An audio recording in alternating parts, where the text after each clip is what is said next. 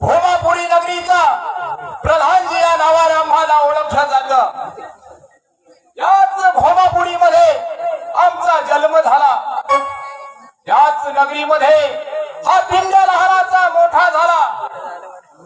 परंतु शरीराला लागलेला वाईट वळण, दारूबाजी, नशेबाजी, फेरेबाजी नव्हे, आम्ही स्वतः लावून घेतलं। छातीची रग आणि अंगाची रग याच रगीच्या जोरावरती संपूर्ण भोमापुरी कशी विळ्यासारखी वाकवली। अरे बसा बेट्यांनो बसा, चिरमुडचेच लाडू खात बसा। जेव्हा प्रधानजी हिसका दाखवून तेव्हा